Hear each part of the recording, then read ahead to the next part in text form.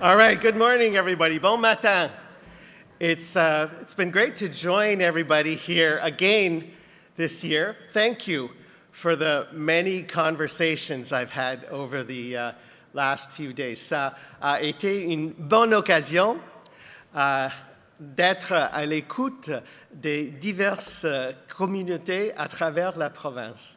Congratulations on another very successful ROMA conference. I'm Ted Hsu, MPP for Kingston and the Islands and Ontario Liberal Rural Affairs critic.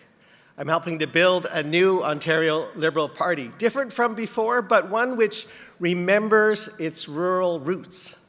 I want to build an Ontario Liberal Party which can look rural Ontario in the eye and say, you have our attention every day.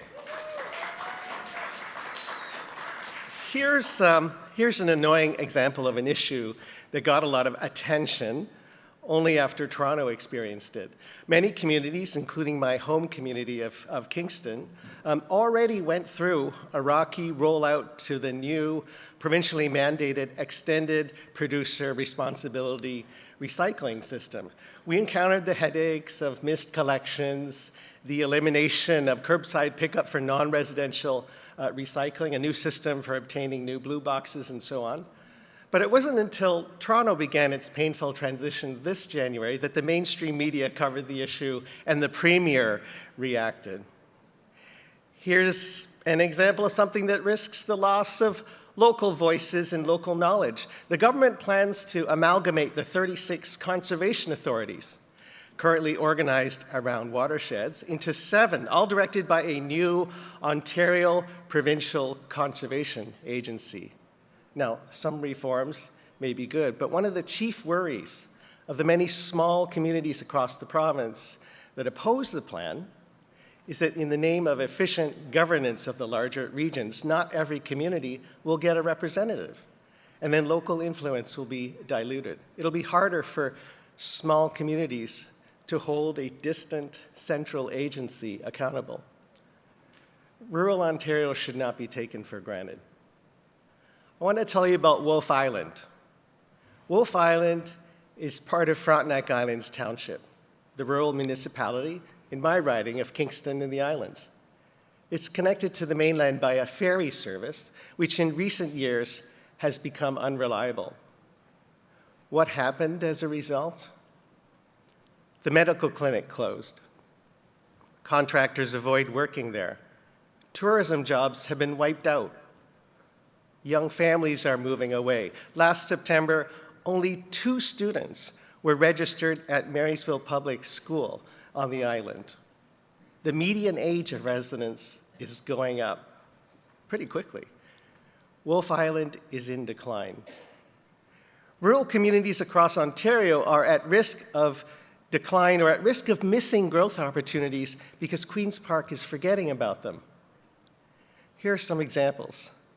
The healthcare desert, rural emergency room closures, shortages of primary care and mental health care, trying to raise money for hospital equipment without the big donors you can find in the big cities. Queen's Park downloaded infrastructure maintenance and service costs to rural municipalities and then forgot about them. Rural municipal budgets are under great pressure. The cost of maintaining thousands of kilometers of rural roads and aging bridges is massive. Meanwhile, the provincial government uploads the cost of the Don Valley Parkway and the Gardiner Expressway. So you gotta wonder, are you getting a raw deal from the government at Queen's Park? The digital divide. Governments make promises, but internet dead zones persist. Here's how I would explain it to people who live in cities. When you take Via Rail, they promise Wi-Fi. You log on, it's great in the station, but in places in between, you lose coverage and you have to stop working until it comes back. It's more than just an inconvenience. High-speed internet is essential to the survival of a diversified and resilient rural economy. Shortages of electricians, plumbers, mechanics, and other technicians and skilled trades are worse in rural areas.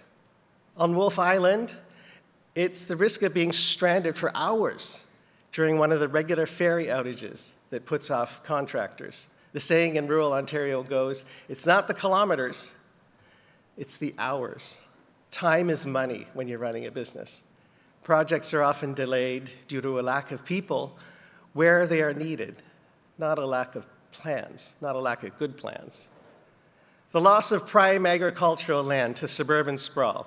Once Ontario loses its best soil, it's gone forever. The business of farming has to be profitable, especially near urban areas.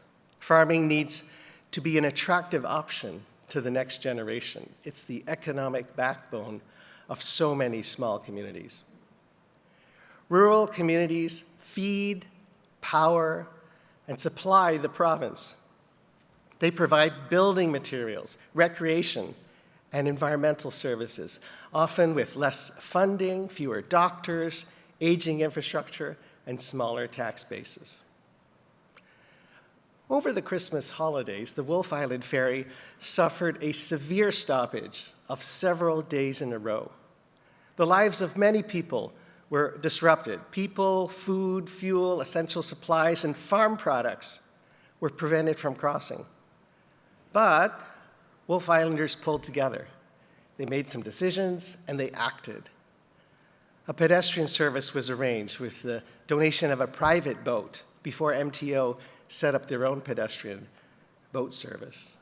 People arranged to get baby formula to the island and to pick up FedEx packages for each other from the delivery truck that dropped them off on the Kingston side. Family and friends opened up their homes for the stranded. They even organized an impromptu Christmas party to lift up everybody's spirits.